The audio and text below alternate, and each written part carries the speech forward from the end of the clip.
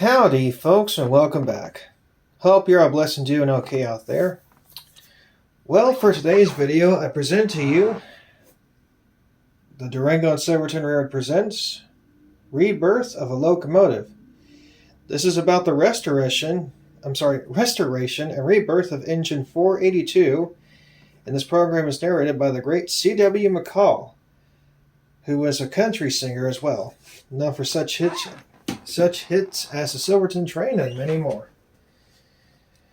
Anyway, all aboard and here we go. For Rebirth of a Locomotive. Sorry for starting off tonight, guys. I'm kind of tired.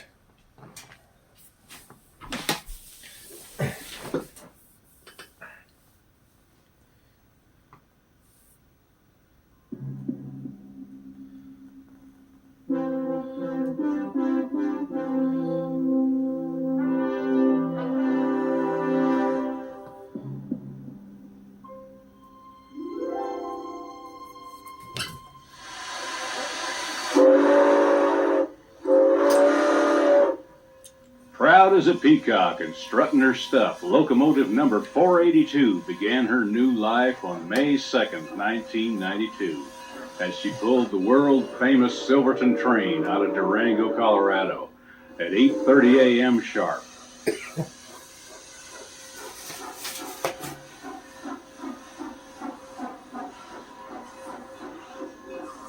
It was a long time since this locomotive looked this brilliant.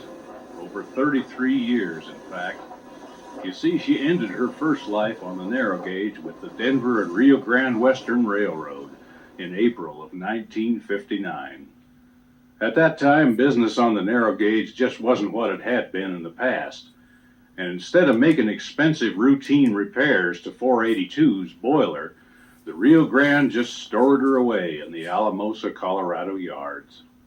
In 1970, the rusting engine was towed, dead, to Chama, New Mexico, when a portion of the last remaining narrow-gauge empire in America was sold to the states of Colorado and New Mexico. But to the Coombers and Toltec Scenic Railway, the 482 was also too far gone to rebuild. But 21 years later, men with a vision had a plan. The management of the Durango and Silverton Narrow Gauge Railroad traded a larger operating locomotive, number 497, to the C&TS for what was left of the old 482. Since the rails between Chama and Durango had long been torn up, number 482 left Chama on a lowboy truck and arrived in Durango on October 9th, 1991. The locomotive, which hadn't been in Durango for over 3 decades, was rolled back onto familiar rails. What was left of this gallant lady was affectionately shoved into one stall of the roundhouse to begin her rebirth of a locomotive. Now, there's more to rebuilding a locomotive than meets the eye. And in the case of old number 482, there was a lot more. The locomotive hadn't run in over 30 years, and the elements had taken their toll. Once the locomotive was moved to a stall in the D&SNG's roundhouse, the shop forces had their work cut out for them. This roundhouse and shop, by the way, is one of the most modern and complete steam locomotive repair facilities in the world. Here they maintain a complete stable of 6 operating steam locomotives. And in addition, they can machine and even fabricate many of the parts it takes to keep these wonderful machines running smoothly and dependably.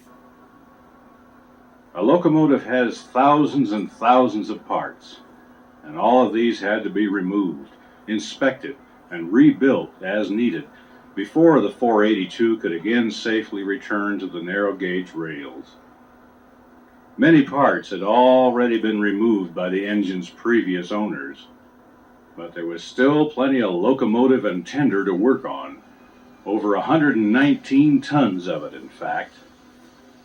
Of course, before you can put a locomotive back together, you have to take it apart, and that's what the shop forces proceeded to do By removing the remaining outside accessories, or appurtenances as they are called, the piping, the main air reservoirs, and the like.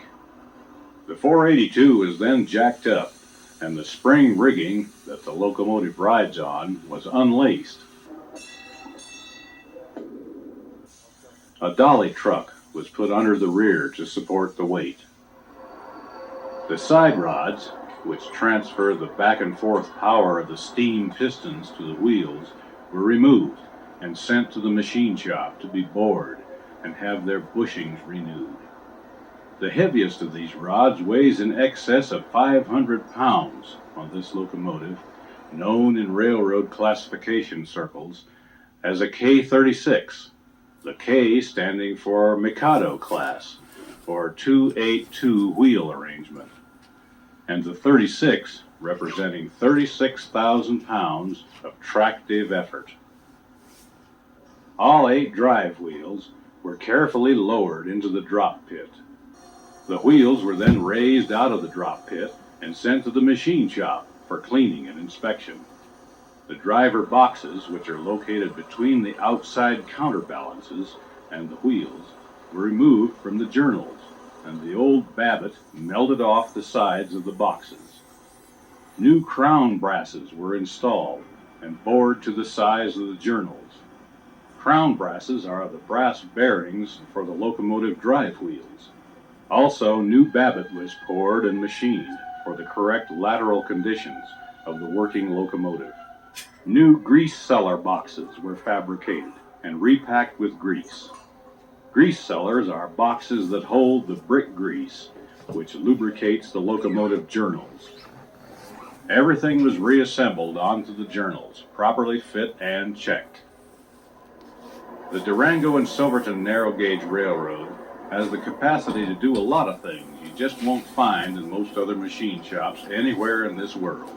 And this includes steam locomotive driver work.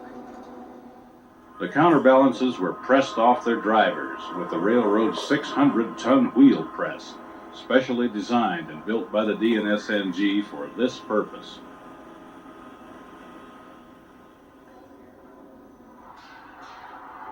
The hub liners between the counterbalances and wheels were repaired, the journals trued, and the number 1 axle was renewed on the railroad's 24-inch lathe. The tires were recontoured, and once all the pieces were reassembled, the crank pins were quartered on the Durango shop's quartering machine. This, by the way, is one of only 2 machines we know of capable of doing this in existence in America. It was brought to Colorado by the DNSNG from South Africa, after having originally been built in England. Crank pin quartering is essential on a steam locomotive. The term quartering is used because for proper operation, crank pins are set exactly 90 degrees apart, or 1/4 of a turn from right to left sides. Typically, right-hand crank pins lead left-hand pins. The DNSNG's quartering machine will hold up to an 88-inch diameter driver and will hold tolerances within 1 1/2 minutes of 1 degree, or about 5/1000ths of an inch. Both narrow gauge and standard gauge drivers can be accommodated in this machine. Another thing you don't see every day is a ring of fire. Although unnoticeable, locomotives have steel tires that fit onto the driver wheels. This device heats the steel driver tires, which expands them. The tires are then set onto the driver wheel centers and allowed to cool and shrink tight onto the wheel. Meanwhile, the entire locomotive has been sandblasted inside and out. The largest and the heaviest single part of a steam locomotive is the boiler. It's here that water is heated and turned to live steam at a pressure of up to 195 pounds per square inch in this locomotive. The first thing to be taken apart was the smoke box. With the removal of the petticoat pipe, so named because it's a funnel-shaped object, sort of like a woman's petticoat, The nozzle and blower ring and the superheater units were also removed. The superheater in a steam boiler does just what the name implies. It superheats the saturated steam to make it more efficient. Then the 5.5-inch flues and the 2.25-inch tubes were removed by being cut off at the firebox end of the boiler and taken out through the smoke box.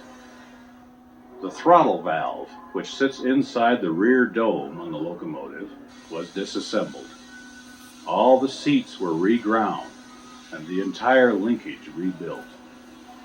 After being reassembled, the lift and the movement on the quadrant were checked.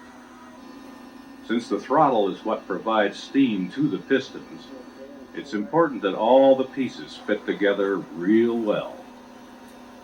One very important part of the boiler that most people never see is the firebox. Like the name says, it's a box, and it hangs inside the boiler toward the back. Between the firebox and the front of the boiler at the smoke box are the flues and tubes. The hot gases from the coal fire travel through these before they're vented out the smokestack. Every few years, the flues and tubes have to be replaced, and that's an interesting job in itself. To replace all 30 flues and all 137 tubes in a K36 type locomotive requires the diligent work of several men for a total of around 800 working hours.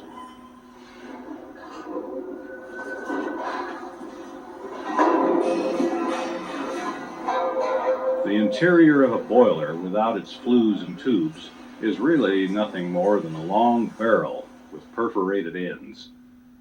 One can see the inside of the front flue sheet and the front boiler braces. The pipe on top is known as the dry pipe. This pipe carries steam from the throttle to the superheater header. But before new tubes and flues could be installed, the sheets of metal at either end of the boiler had to be prepared.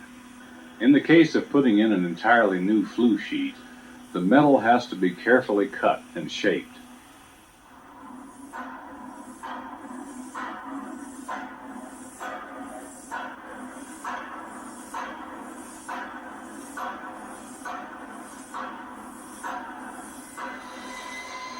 And the holes for the tubes and flues have to be precisely bored and reamed.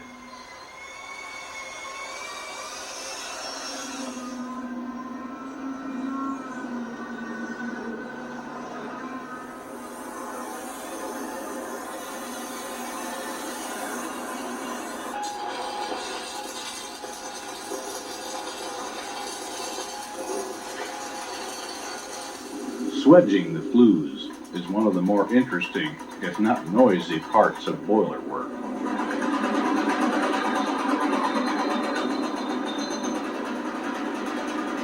Swedging is the tapering of a flue end so that it will fit into the hole in the rear flue sheet. Once the flues are swedged and annealed, they are installed into the boiler. The necessary copper ferrules are applied in the smoke box end, and rolling, beating, and welding then take place.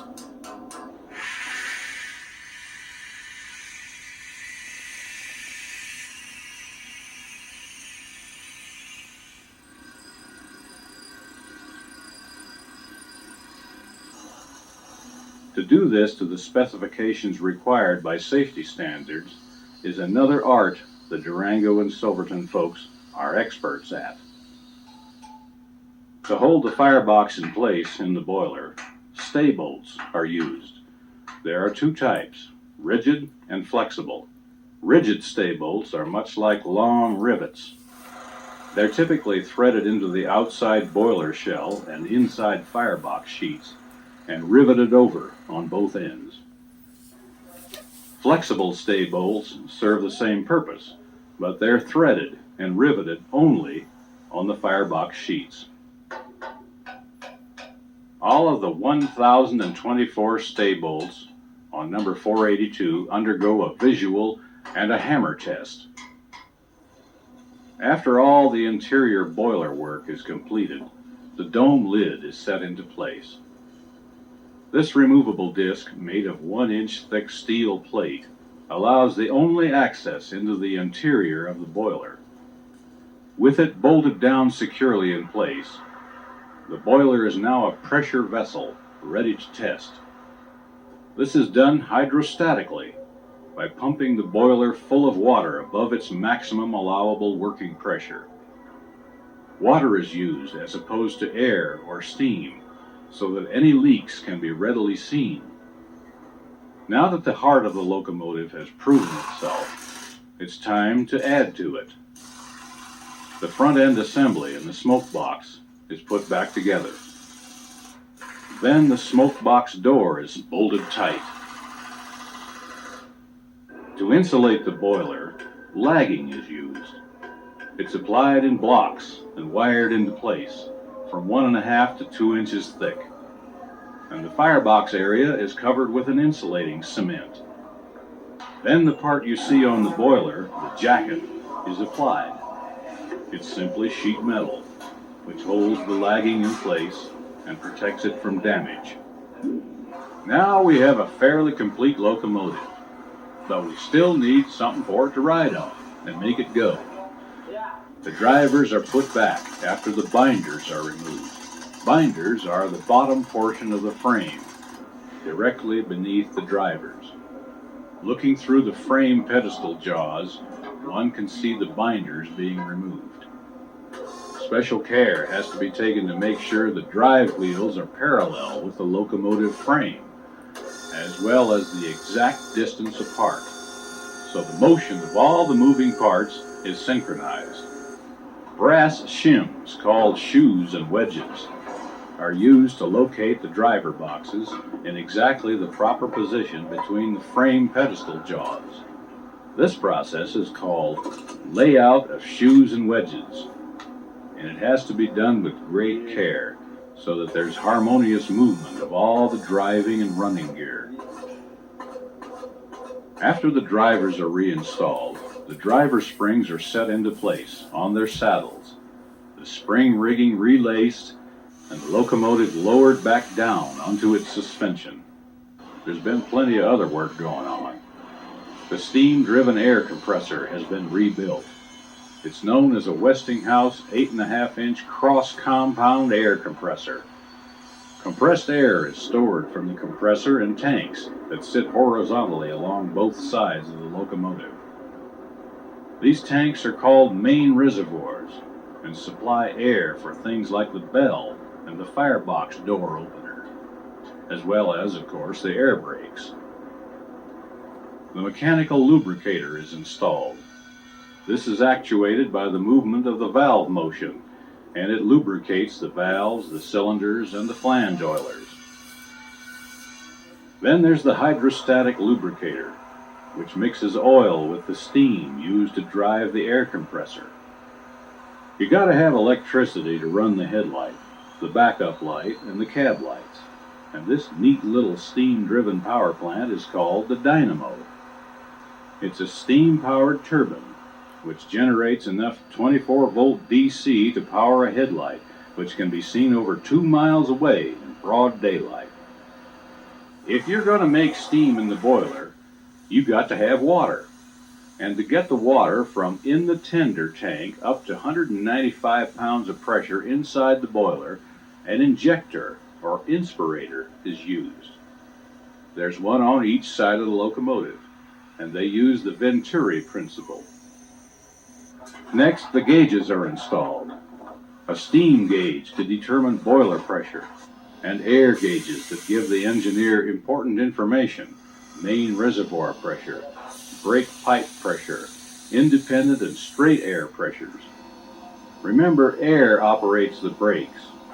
Locomotive brakes are set by admitting compressed air into the brake cylinders, and train brakes are set by a reduction of air pressure, sort of like the system used in 18-wheelers on the highway. The two sets of brakes are operated from different valves by the engineer in the cab. The sand dome is put back on top of the boiler. That's the forward dome, and it's filled with sand to be used for traction under the drive wheels. The engineer controls the flow of sand from the cab. The main fountain is used to provide steam to operate the various appurtenances on the locomotive, such as the injectors, the air compressor, the dynamo, the hydrostatic lubricator, the blower, and so on. The fire doors are installed. These are butterfly-type doors that allow the fireman to shovel coal into the fire through the rear portion or backhead of the boiler. In order to let in as little cold air from the outside as possible, they're air-operated by a foot pedal on the cab floor. There are plenty of cab fixtures, steam lines, air lines, and the water column, water glasses, gauge cocks, and so on to keep the engine men busy. And we can't forget the woodwork, the windows, and the doors. It was entirely renewed by the D&S-NG carpenters from the car shop. They put in new window channels and sashes, new cab doors, and even brand new seats and armrests. On the outside of the boiler, the bell and whistle and safety valves were rebuilt, and dozens of feet of piping had to be reinstalled. Air and steam lines also run under the lagging and jacket for use on the locomotive sanders and to heat the mechanical lubricator oil. One of the first items to be taken down is one of the last to go up, the side rods. Now that the work has been done on them in the machine shop, they're carefully reinstalled, one at a time. The side rods that go from wheel to wheel transfer the engine's power to all other wheels from the main drivers, and power is supplied to the crank pins on the main drivers from the main rod on each side of the engine. The main rods are connected through the crossheads to the piston rods, which come out of each cylinder. Just above the cylinder is the valve. It's a smaller cylinder which disperses and regulates the amount of steam going into the cylinders. The linkage which makes the valve function is reinstalled. All the motion was removed and cleaned and inspected. The radius rod was lengthened and the combination rods straightened. The valve links were reground to radius, and the link blocks were renewed, as were all the pins and bushings. Then the valve crossheads were remachined. The valve motion is controlled by the wheels going around, and the amount of effect it has on the operation of the locomotive is controlled by the engineer through the use of the reverse lever, or the Johnson bar. Valve timing is checked and adjusted to assure that valve events occur according to design. Each valve must admit equal amounts of steam to both pistons on both sides of the pistons at the correct intervals. On the roundhouse tender track, the guys have been working on the tender, which rides directly behind the locomotive and carries some 8 tons of coal and 5,000 gallons of water. New wooden decking was installed, which the tank and coal bin sit on. The wheel trucks and the air brake system were reworked, and the whole tender received a fresh new coat of paint and a brand new proud name, Durango and Silverton. The locomotive and tender were then hooked together by use of the drawbars and drawbar pins, and the air lines were connected. With a new coat of gloss black on the locomotive and the number boldly stenciled thereon, a fire was lit inside the firebox for the first time in over 33 years. Over the next several hours, the boiler pressure climbed, and finally, under her own power, the rebuilt number 482 slowly steamed out of her roundhouse stall into the bright Colorado sunlight. A few final adjustments here and there, such as setting the safety valves, or pops as they are called, atop the steam dome, and she was ready for a long and productive career, running through the beautiful Rocky Mountains of southwestern Colorado. And there you have it, folks, the rebirth of a locomotive. Number 482, as she proudly displays her beauty, a truly living and breathing product, reborn by conscientious, hard-working, devoted employees of the Durango and Silverton Narrow Gauge Railroad, who overcame agonies and frustrations and applied tender, loving care to ensure that this locomotive once again was able to take her place in history as she struts her stuff pulling the Silverton train through the spectacular Animas Canyon. We proudly credit and dedicate this film to the men who helped in her rebirth and who are equally proud to take their place in history with America's legend, the Durango and Silverton Narrow Gauge Railroad. She was born one morning on a San Juan summer back in 1881. She was the beautiful daughter of Dean R.G. and she weighed about 1,000 tons. Well, it's a 45-mile through the Animas Canyon, so they set her on the narrow gauge. She drank a whole lot of water and she ate a lot of coal, and they called her the Silverton train. Here comes the Silverton up from Durango. Here comes the Silverton, a shoveling a coal. Here comes the Silverton up from the canyon. See the smoke and hear the whistle blow.